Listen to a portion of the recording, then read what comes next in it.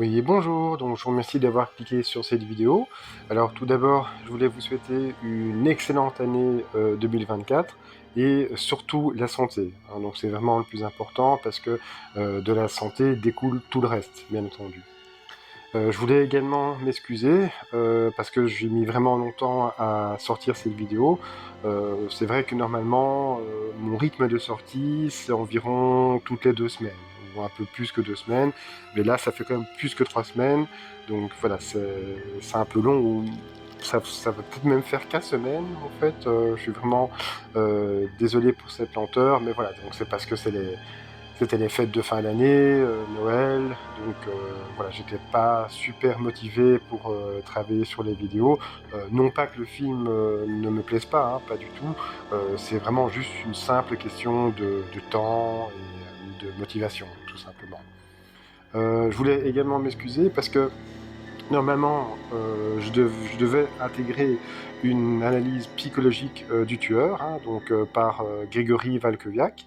Mais là, comme j'ai pas encore reçu son analyse psy, là donc j'ai décidé de quand même sortir la vidéo, et une fois que je reçois l'analyse psychologique du tueur de Grégory Valkoviak, je vais faire un réupload de cette vidéo avec bien entendu son analyse intégrée, bien entendu.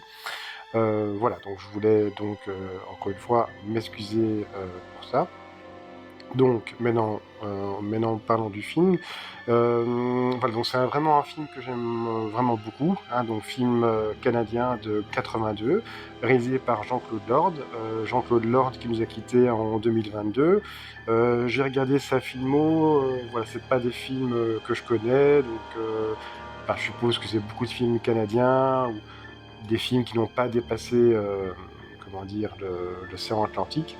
Enfin, encore une fois, voilà, donc j'ai pas la science infuse, hein, donc même si je m'estime comme cinéphile, hein, non, cinéphile, c'est pas un gros mot, hein, donc je m'estime comme un cinéphile, donc je m'intéresse pas seulement au genre horreur, qui est mon genre préféré, je m'intéresse à tous les genres, que ce soit le cinéma social, le western, les films d'action, les comédies, voilà, donc je suis vraiment ouvert à tous les genres, mais voilà, mais malgré ça, voilà, c'est pas des films que je connais. Son film le plus connu, je pense, ça doit être Vindicator, qui est un film de SF, de science-fiction de 86. À mon avis, les fans de Bis connaissent sûrement ce film. Par contre, le casting est vraiment 4 étoiles, hein. Donc nous avons quand même, par exemple, nous avons Michael Ironside, hein, donc Michael Ironside qui interprète Colt, le tueur, hein, dans le film. Il a joué dans surtout la série V, hein, donc beaucoup de monde connaissent Michael Ironside pour, grâce à cette série, hein, donc la série V, une super série de SF des années 80, donc c'est vraiment une série où il y avait les moyens, en fait. Il a également joué dans 2 films de Verhoeven, qui sont Total Recall et Starship Troopers, hein. Dans Starship Troopers, il jouait un sergent instructeur. Voilà, nous avons également William Shatner. William Shatner, qu'on connaît surtout pour la série TV Star Trek, hein. Donc il a interprété le rôle du Captain Kirk pendant près de 30 ans, je pense, en fait, quelque chose comme ça. Enfin, il a joué dans énormément d'épisodes et également dans les films Star Trek, hein, donc au cinéma.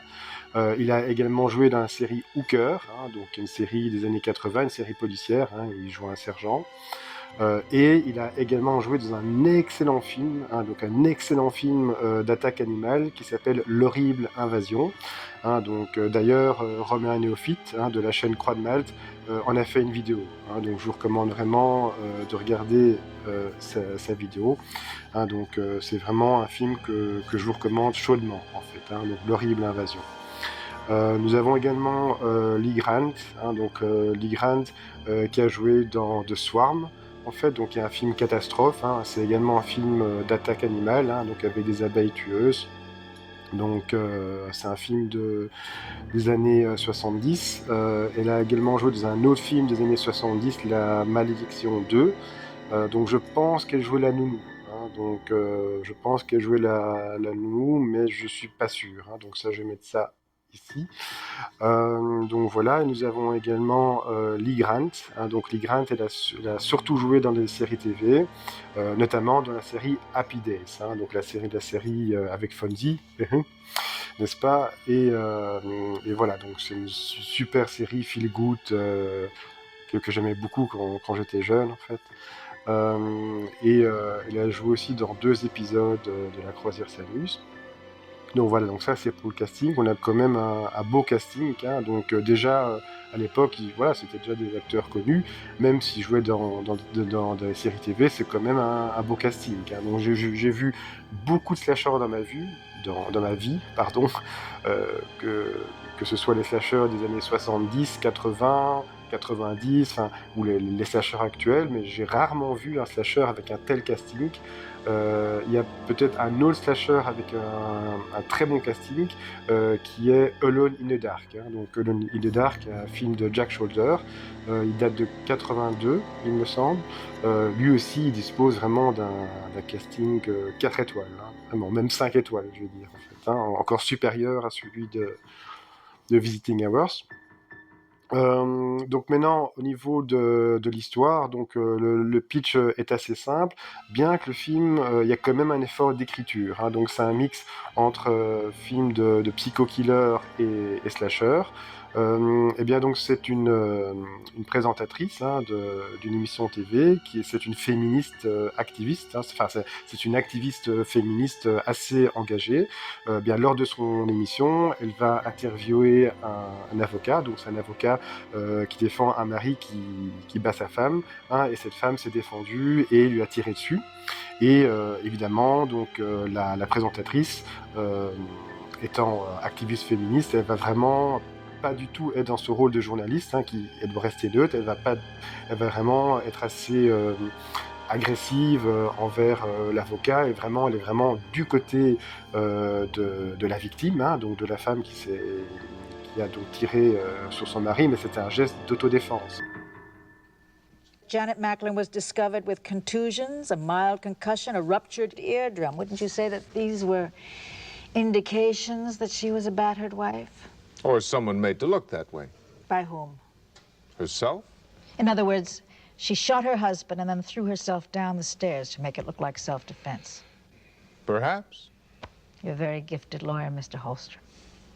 Thank you. Only a very gifted lawyer could convince a jury that Janet Macklin, without provocation, assaulted and severely crippled her husband for life. En fait, hein. Et voilà, et donc le tueur, donc, qui est interprété par Michael Ironside, va assister à cette émission TV, il va pas du tout apprécier ce qu'il voit, et il va décider de s'en prendre à la journaliste présentatrice incarnée par Lee Grant, Madame Boleyn dans le film, et voilà, donc il va du coup l'attaquer chez elle, il va la laisser pour morte, et voilà, donc, mais elle n'était pas morte, donc elle va être transférée à l'hôpital, et le tueur va décider de la suivre jusqu'à l'hôpital pour l'achever, en fait, hein. Et donc voilà, donc il est vraiment très en colère parce que sur cette femme, hein, donc sur Madame Boleyn, parce qu'elle représente vraiment tout ce qu'il déteste, en fait.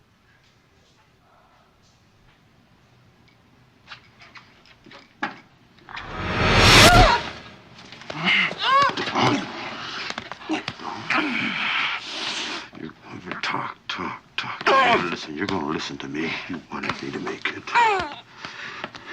You never listen. Talking all the time. You're gonna listen to me.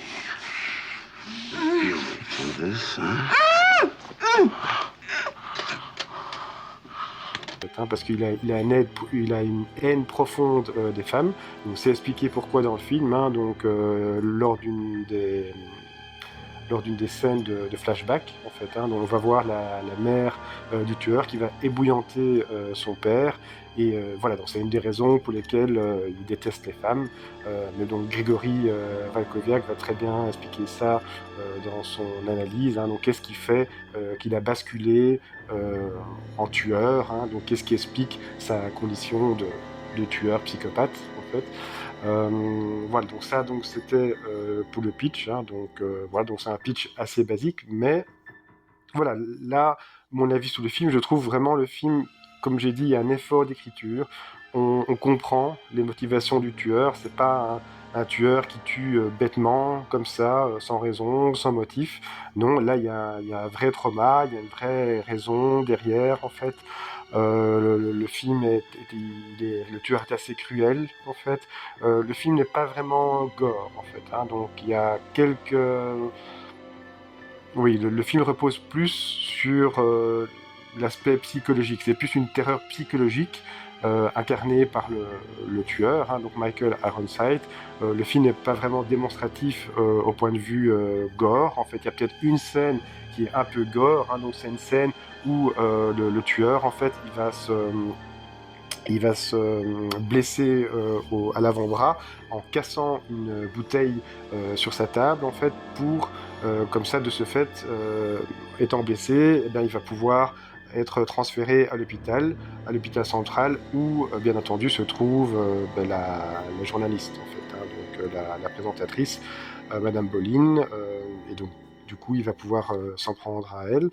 Voilà, donc c'est pas vraiment une scène gore, mais on voit quand même les éclats de verre dans son bras, en fait, et avec quelques effets sanglants. Mais voilà, donc encore une fois, le film n'est pas gore, c'est plus de la violence psychologique, il y a très peu de sang, mais on a quand même un bon body count. Euh, le film a coûté le film a coûté 6 millions de dollars, il en a rapporté plus ou moins 14, donc de dollars canadiens. Donc c'est pas un petit budget en fait, hein, donc c'est pas, on voit quand même qu'il y a de l'argent. Hein, donc par exemple, il y a au niveau du setting, il se passe toute l'action ne se passe pas dans un couloir d'hôpital, donc c'est pas un film de couloir. Hein, donc vous allez voir, bien entendu, il y a les couloirs. Il y a il y a une salle d'opération, il y a les sous-sols de l'hôpital, il y a les chambres d'hôpital, il y a l'accueil de l'hôpital, il y a la maison il y a l'appartement du tueur, euh, il y a il y a la maison de la journaliste, de la présentatrice. Il y a la maison de Linda Pearl, hein, donc l'infirmière. Il y a pas mal de figurants, hein, donc que ce soit les flics, le personnel soignant, la logeuse de Colt, hein, donc le tueur. Enfin, voilà, donc on voit quand même qu'il y a un certain budget. Au niveau de la réalisation, bon, la réalisation est assez fonctionnelle, hein, donc faut pas s'attendre à des beaux effets de caméra, des beaux mouvements de caméra, la Luma, ou des effets de style en fait, hein, des beaux travelling, des beaux effets de flou, contre-flou, enfin, c'est pas... Non, la réalisation est plus fonctionnelle, mais elle est efficace. Hein, donc il y a quand même pas mal de scènes de tension, les scènes de tension sont assez bien filmées. Il y a notamment une scène où les deux infirmières, donc Linda Pearl et sa collègue, elles se dirigent toutes les deux en même temps dans deux chambres différentes, et il y a une des deux chambres dans lesquelles se trouve le tueur. On ne sait pas dans quelle chambre, dans quelle chambre se trouve le tueur. Donc voilà, il y a un suspense, comme ça on se dit, oui, est-ce que Linda Pearl va tomber face à face au tueur ou pas. Donc voilà, donc ça c'est une scène de tension qui est assez bien rendue, assez bien filmée. Il y a une autre scène que j'appellerais, enfin, voilà, une scène un peu à la Argento où on a le point de vue d'un bouquet de fleurs, en fait. Hein. Donc voilà, donc je sais, dit comme ça a l'air un peu bizarre, mais voilà, mais une fois quand on voit le film, je vais peut-être l'illustrer maintenant d'ailleurs, je verrai en fait. Mais voilà, donc c'est pas mal en fait.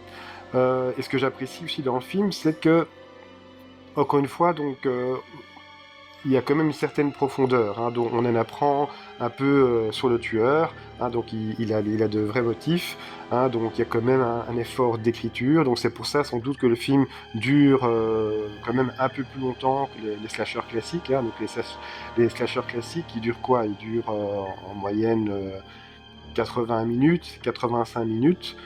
Donc celui-là, il dure un peu plus de 100 minutes.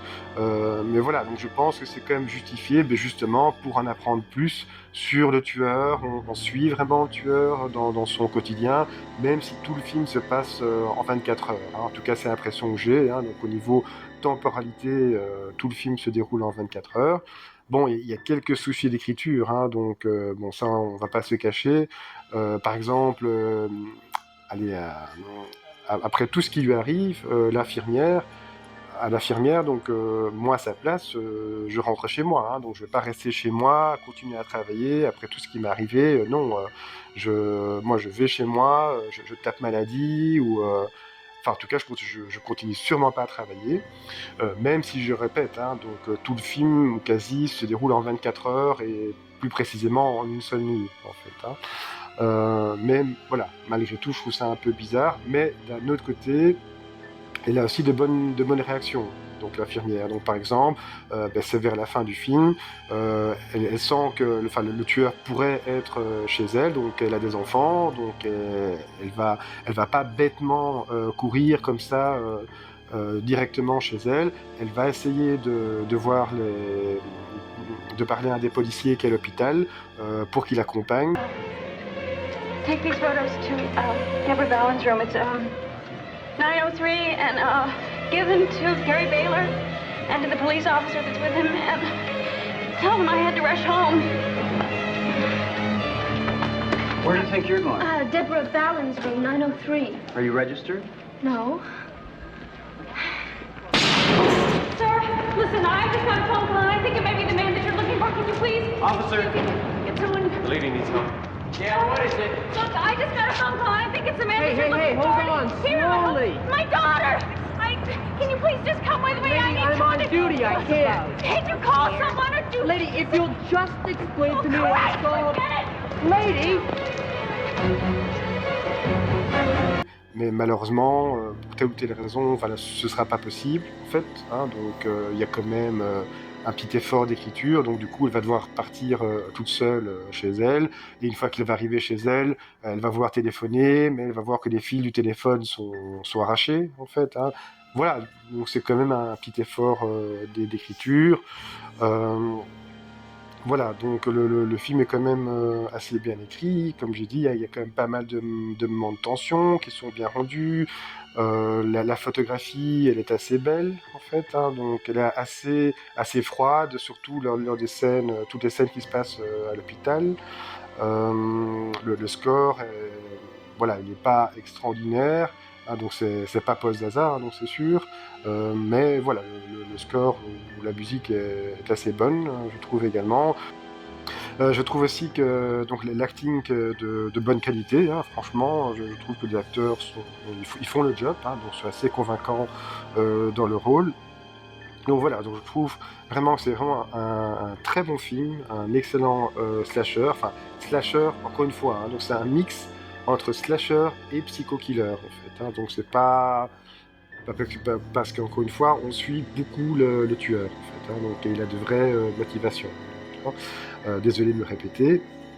Donc voilà, c'est vraiment un film canadien que je vous conseille. Hein. D'ailleurs, franchement, je suis rarement déçu par les films canadiens. Hein. Donc tous les films canadiens que j'ai vus, donc je suis rarement déçu par les films canadiens. Hein. Donc que ce soit Happy Birthday to Me, que ce soit Incubus de John Ho, que ce soit évidemment mon slasher préféré, My Bloody Valentine. Hein, donc My Bloody Valentine, je parle bien de l'original de 81 de Georges Mihalka, ou bien que ce soit Black Christmas. Enfin bref, j'aime beaucoup les films canadiens. Ils sont vraiment de bonne qualité, je trouve, ou même A Clone at Midnight, hein, donc un film canadien des années 90 avec Christopher Plummer, que je vous conseille également parce qu'il y a vraiment une forte atmosphère des 80s, hein, je trouve, c'est bien rendu dans le film, c'est bien rendu en fait, oui. Mais voilà, donc tout ça pour vous dire que je vous conseille vraiment de voir Visiting Hours, hein, et ceux qui n'ont pas encore vu Visiting Hours et qui est Terreur à l'hôpital central, je vous invite vraiment à le voir en fait. Hein. C'est vraiment un excellent slasher, un excellent film de Jean-Claude Lord. Il a vraiment fait du bon boulot. Hein, donc, pour qu'il y a des, je répète encore une fois, il y a vraiment de bons moments de tension. Hein, les scènes d'attaque, les scènes de meurtre sont assez cruelles. C'est bien filmé.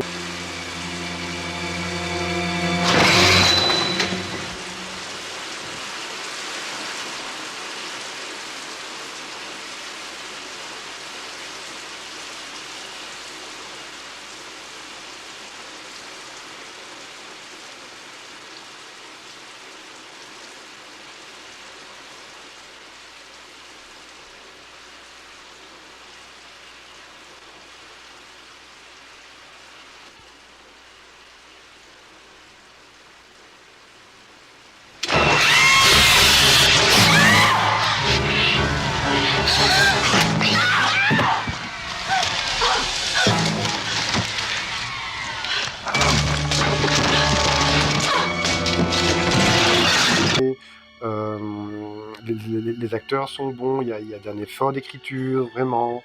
On s'ennuie pas, malgré le fait que le film dure un peu plus de 100 minutes. Voilà, on sent pas le temps passer, il se passe toujours quelque chose à l'écran. J'ai pas l'impression qu'il y a vraiment des scènes de remplissage, parce que toutes les scènes servent au propos du film. Hein. Je veux dire, ça fait vraiment avancer l'intrigue. Et voilà, donc si ce n'est que les quelques défauts d'écriture, mais franchement, ça passe, quoi. Il y a largement plus de points positifs que de points négatifs. Donc je sais pas si je l'ai dit, mais le film fait partie des Nasties UK. Honnêtement, je comprends pas trop pourquoi, parce que le film n'est pas vraiment gore, c'est plus une violence psychologique. Il y a une scène qui est comme un peu cruelle. Maintenant, c'est peut-être pour cette scène que le film fait partie des Video Nasties britanniques. Donc c'est possible. En tout cas, le film est certifié R aux États-Unis, donc interdit au moins de 18 ans. Mais voilà, il n'y a pas de nudité, il n'y a pas de gore, même au niveau du langage, il n'y a pas vraiment de langage vraiment ordurier, il y a quelques insultes, mais franchement, voilà, ça reste très gentil en fait. Donc voilà. Mais écoutez, donc là je vais vous passer le trailer, et on se retrouve juste après le trailer. In this hospital, your next visit may be your last. All visitors, please leave the hospital. Dr. Len wants...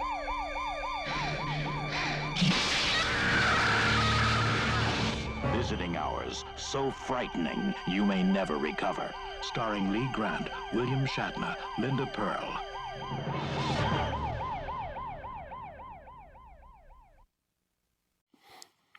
Oui, voilà. Bah, écoutez, j'espère que le trailer vous a donné envie de voir ou de revoir cet excellent film canadien de Jean-Claude Lord. Même si le trailer est assez court, je pense même que c'est le trailer le plus court de mes vidéos. Je le trouve assez intriguant, et je trouve que visuellement, hein, donc on voit vraiment la face avant de l'hôpital, on voit les fenêtres, donc les lumières qui s'éteignent progressivement pour à la fin révéler une immense tête de mort. Je trouve que visuellement ça fait son effet, c'est une image assez marquante, c'est vraiment bien pensé, je trouve. Malgré son budget assez conséquent pour l'époque, de 6 millions de dollars canadiens, le film a été distribué du côté américain par la Century Fox et du côté canadien par Astral Films. Astral Films est un conglomérat de chaînes TV canadiennes et de chaînes radio canadiennes, donc c'est vraiment une grosse entreprise, donc c'est une des raisons qui explique son budget, hein, donc assez conséquent pour l'époque, et puis le fait que grâce à ça ils ont pu avoir un bon casting, hein, vraiment c'est vraiment un casting 4 étoiles, hein. Même si c'est pas des acteurs de premier rang, donc voilà, c'était quand même des têtes connues, hein, donc ils jouaient beaucoup dans des séries TV, mais malgré tout, voilà, c'était quand même des noms, on va dire. Hein. Eh bien, malgré ça, j'ai pas trouvé beaucoup d'informations sur le film. Tout ce que je peux dire, c'est que le film a été tourné pendant l'automne, en 80. Il a été tourné au Québec, et plus précisément à Montréal. C'était le premier film en langue anglaise de Jean-Claude Lord, hein, donc Jean-Claude Lord qui est un réalisateur canado-français, ou franco-canadien, enfin vous le prenez comme vous voulez. En fait, à la base, c'était William Shatner qui devait jouer le rôle du méchant, parce que William Shatner, il voulait vraiment interpréter le rôle de Michael Ironside, Colt Hawker dans le film. Mais voilà, donc finalement, c'est Michael Ironside qui a eu le rôle. À la fin du film, on voit Michael Ironside, donc Colt, dans le film, qui boite. Eh bien, en fait, il boite vraiment, hein, parce que lors de la première journée de tournage, il s'est blessé. Hein, donc c'est vraiment, c'est pas fin, c'est pas de la comédie, voilà, il est vraiment blessé. Comme je vous ai dit dans la vidéo qui précédait le trailer, ce film, de façon assez surprenante, fait partie des Videonesties britanniques. Eh bien, c'est le premier film des Videonesties qui a été programmé à la TV britannique en 89, et cette chaîne TV a été mise à l'amende, malheureusement, parce qu'elle n'était pas censée programmer ce film, bien que, voilà, encore une fois, je comprends pas trop pourquoi ce film fait partie des Videonesties, même s'il est beaucoup plus réaliste que les Vendredi 13 ou les Freddy. Il s'inscrit vraiment plus dans le quotidien, plus dans le réel. Il y a pas je ne veux pas dire qu'il y a une dimension documentaire, mais voilà, il est quand même beaucoup plus réaliste que Vendredi 13 ou Freddy. Hein. Donc on est vraiment c'est plus ancré dans le quotidien, on va dire. Maintenant, voilà, donc le film, il a peut-être une scène qui est assez cruelle, et le tueur est vraiment assez sadique, vraiment sans pitié. Il est très bien interprété par Michael Ironside, je trouve. Voilà, je comprends pas trop pourquoi ce film fait partie des Videonesties, mais bon. D'ailleurs, il y a plusieurs films qui font partie des Videonesties qui, selon moi, ne devraient pas s'y trouver, en fait. Hein. Mais bon, ça, donc chacun se fera son avis. Mais non, la musique, le score de Goldschmidt est vraiment inspiré de Halloween et Halloween 2. Hein, donc voilà, donc on lui a demandé vraiment de s'inspirer du score d'Halloween et d'Halloween 2. Et donc c'est vrai que oui, effectivement, il y a ça fait un peu penser au score de Big John. Le film a été aussi comparé à un autre slasher, c'est justement Halloween 2, hein, qui se passait également dans un hôpital. Voilà, mais au niveau des trivia, voilà, il n'y a pas grand-chose non plus à dire, j'ai pas trouvé grand-chose non plus. Au niveau support physique, le film est disponible en DVD et en Blu-ray. D'ailleurs, il existe un combo en édition française, hein, donc c'est un combo Blu-ray et DVD. Au niveau bonus, malheureusement, il n'y a pas grand-chose. Hein, donc il y a juste un livret. Donc c'est un livret de Marc Toulek. Mais voilà, au niveau bonus, c'est tout, mais au moins c'est un combo. Hein, donc on a le DVD et le Blu-ray. Moi personnellement, j'ai le DVD, et je trouve le DVD vraiment, il y a une très bonne qualité de transfert. Hein, je suis vraiment assez bonne surprise. Hein, donc j'hésite à acheter le Blu-ray personnellement, parce que je trouve que déjà le transfert du DVD est vraiment, il est issu d'un nouveau master en fait, et je trouve vraiment le transfert c'est assez propre en fait. Hein.